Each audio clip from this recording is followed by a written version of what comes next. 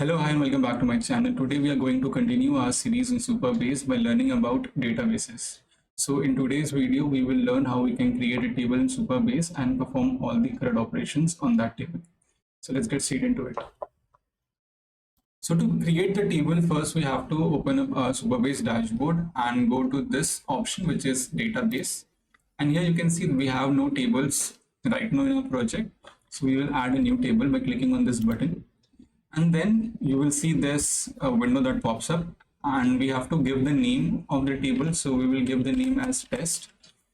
You can add a description also, and by default the RLS is enabled, so we want to keep it like that because we want to add some policies to our table later on. Next, we can see we have the two columns that are already added. The first one is ID of type int8 and the created add, which is of type timestamps z. So by default, the ID will automatically update. Like by default, if you create a new entry into the table, the first one would be ID 1, then 2, then 3, and 4, so on and so forth. Similarly, for the timestamp also, it will automatically take up the timestamp of the current time. Next, we will add another column called note, and we will make the type as text. And we'll click on save. So as you can see, it is saving, or it is creating the table test right now. So once it creates the table, you will get this under database tables. As you can see, we have the name as test, and there are no entries right now. There are no rows right now. Therefore, it is 0. And if you click on that button, you will see the 3 columns that we have added: ID, created, add, and note. Okay. Now the best way to actually view the table is not here, I would say. It is more on this particular section, which is called table editor. And over here you can see we have our table called test. If you open up this, you will see the row and column format of our table. Okay. Next thing what we want to do is to actually add a policy for our table. So what we want here is that only people who are authenticated to our application should be able to perform all the CRUD operations.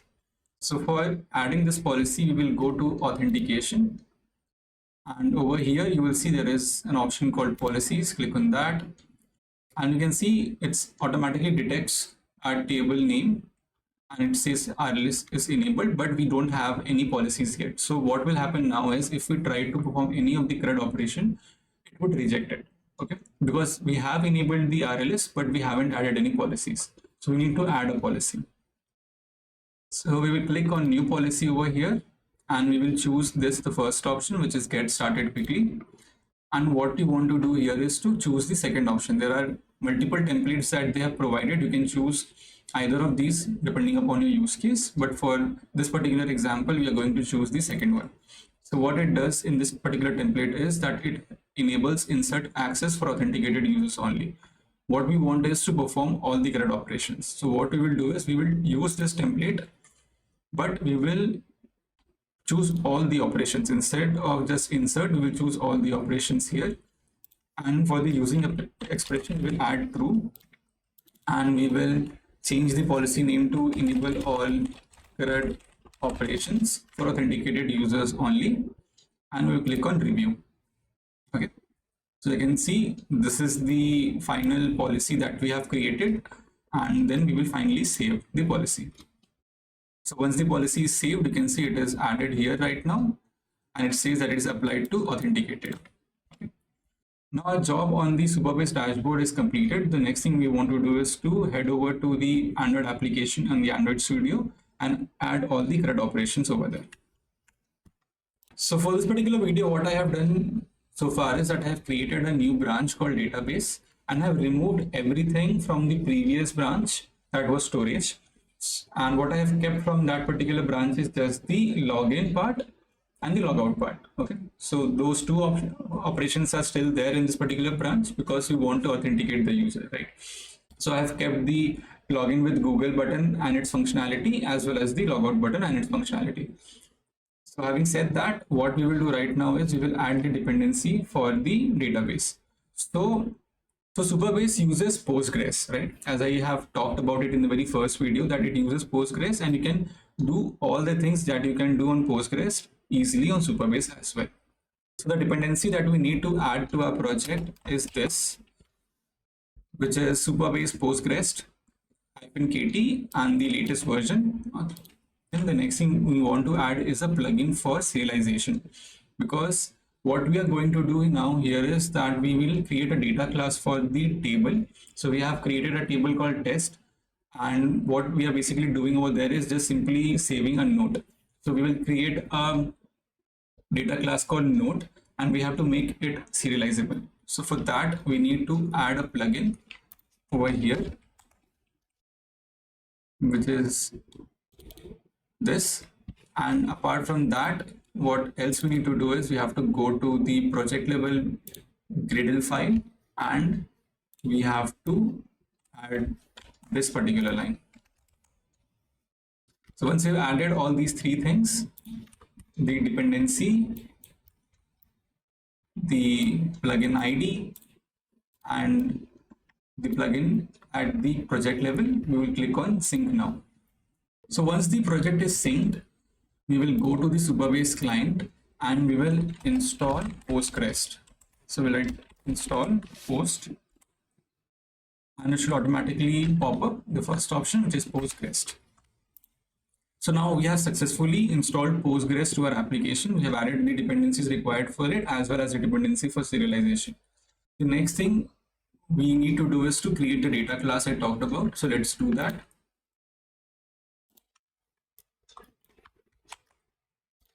So we will go to data model, and inside the model we will create a new data class called note, and I already have the code with me, which is this. So we have made these data class serializable.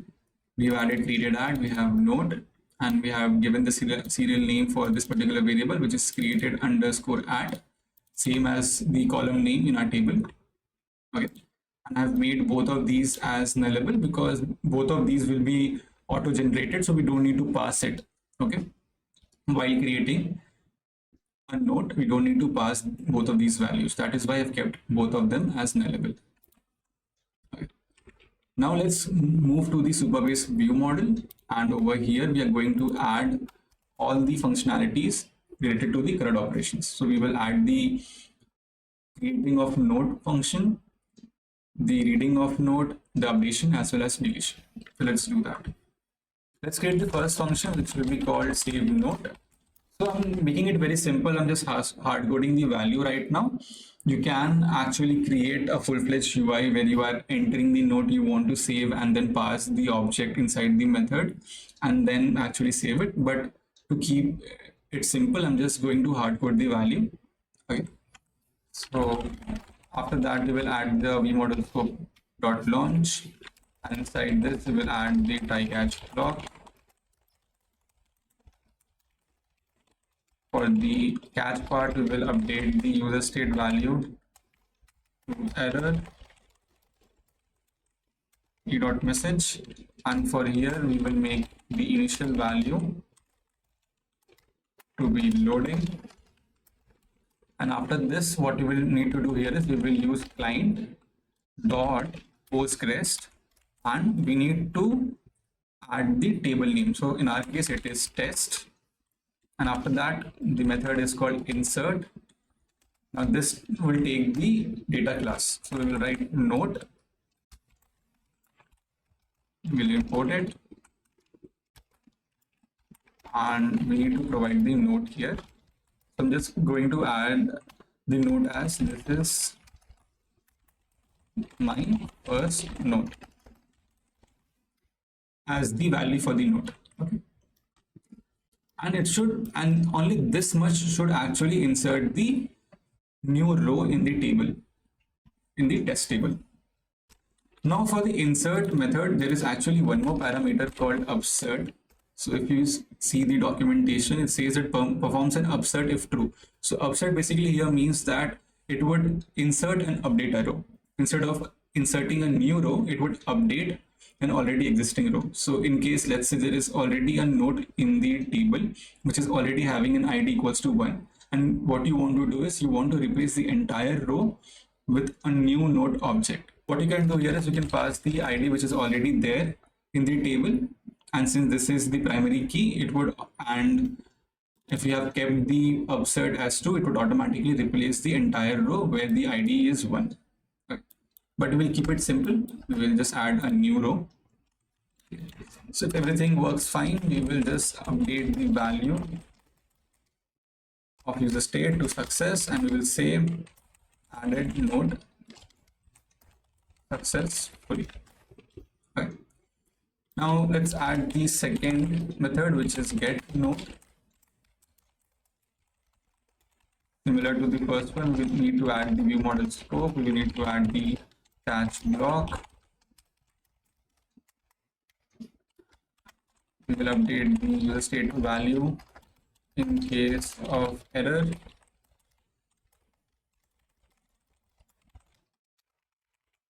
And here we will make the initial value as loading, and we will write client dot, again the same thing, postgrest test. And this time we will use select, and we will write decode single. The type would be node, and we will place it inside a variable. So we will equate it to a variable, and we'll simply pass the value in the success state as data dot node. So what we have done here is that we are referencing to the same table, and we are using this select method, which is basically used for reading data from the table, and we are calling decode single, which means that whatever be the first row in the table, it would just give that back. Okay, and the type of that particular row is node. Okay, so if let's say you have multiple rows in the table, you want to get all of those rows together, what you can do is you can use decode list. Okay, or you can use, if you are not sure whether you will get a value or not, you can use decode single or null. Okay. So there are multiple methods to read the value. Even you can add filters to this. Okay, so there is something called, if you go here, you can add this, and you can add filters to this. You can add the query filter that, for example, the column with ID 1 should only be red. Then you can add that filter inside this lambda block also. Okay. So I will link the documentation in the description. Feel free to go through it. There are a lot of functions you can actually play with, but to keep it simple, I'm just going to get the first row from the table. Okay. Next is the update. So we'll write update node, view model scope launch,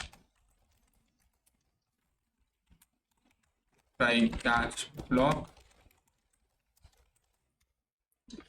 We'll just simply copy this here, copy this here, and what we will do here is again the same thing. We will refer to the table, and we will write update, and what we want to update. So we need to pass it inside this lambda block. So now to write the query, there are different ways, but I think this is the most readable way, I suppose. So what I want to update is, I want to update the node column, and I want to set to, let's say this is the updated node as the value. So what should happen is, let's say once we click on the save button, it should add a node which says this is the first node. And if you click on update node, it should just update that same row with the value as this is the updated node. And here what we are doing is, we are just adding a lambda which says that we want to update this node column, and we want to set this with this value. There is a different approach also, where you can use a set to method and pass both of these things as the parameters. I think it's something like this. I can quickly show you. It's set, and you have to pass the column name and then the value, right? Since you can either do this or you can write as I have written like this, right? And we also need to provide on which row we want to set this value, right? We have just said that we want to update the column to this value, but we need to also provide the filter as to which row should be updated with this value. So we will say node id equals to 1. I have hard coded the id into 1, but in your case you can make it more dynamic. Since as I said, I'm just going to insert one column, so I know that by default the id will be 1, and I'm going to update that particular column itself. So that is why I've added the id as 1, but feel free to make it more dynamic according to your need. So that's pretty much it actually for updating the table. And we can simply add the new user state value to success and say node updated successfully.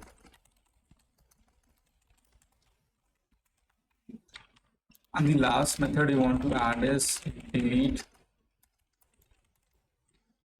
node. Same thing, we want to go launch try catch block. We command this and we will add the same message, this also, and here what we will do is we will write the same thing. We will refer to the table first and we will write delete. Now here also we need to just provide the row which we want to delete. Okay, so we will add this lambda, which is basically the filter lambda, you can call it so, and we will do the same thing. We will refer to the id which is equal to 1. That's it. Okay, so we have added 4 methods. First for saving, there we are using the insert method to pass the node data class, which will basically be translated to a new row in the table with the value of node as this is my first node. Then we have added a get node method, which is basically used for reading the value from the table, and we have used select and decode single because you just want to get the first row from the table, and in case you want to get all the value, you can use decode list instead of single. Then we are using update node, and here we are using the update method and we are passing the lambda, which will have the column as well as the value you want to update to, and then we are passing the filter so that we can filter out the row on which we want to perform this updation. And finally, we have added the delete method to delete the entire row. Here we are using the delete method and providing the filter where id is equal to 1. Now let's go to the main activity, add the buttons and perform all these operations. So as I said that I have kept these 2 methods as it is, which is the login with Google, which I've already talked about in our previous videos, and the logout method. So what I'm going to do is in between these 2, I'm going to add a row with all the 4 methods that we have created. Okay. So let me quickly add this.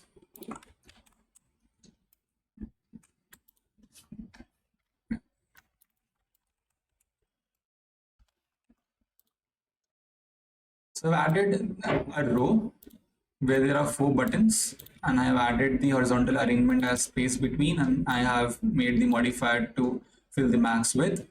The first button is to save, the second one is to fetch, the third one is to update, and the fourth is to delete. And upon clicking on each of these buttons, we are calling the respective methods. The first one is to save, second is to get, third is to update, and fourth is to delete. Now let us run the application and check if everything is working fine or not.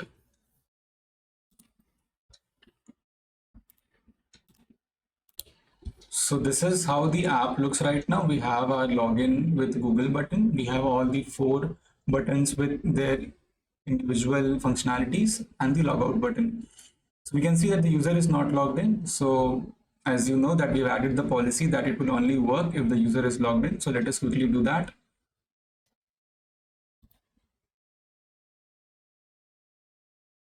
So you can see that the user is now logged in via Google. Now let us check whether the save functionality is working correctly or not. It says that added node successfully. Now we can check this in our dashboard. So let us go there and check it first. So we can go to the table editor and we can go to the test table, and we should see, yeah, we can see the node that is added. That is, this is my first node. Now let us go back and fetch the value. So as you can see, it's fetched the data, which is, this is my first node. Now we are going to update it. Okay, so it should be updated to a different node right now. So let us click on update. So it says that node updated successfully, and if you go back, it should, yeah, automatically update. It says this is the updated node. And if I go back to the Android Studio and click on fetch, it should fetch the updated data. Now if I click on delete, it should delete the row and give us a successful message if I have added it. So I forgot to add. Let us quickly add that.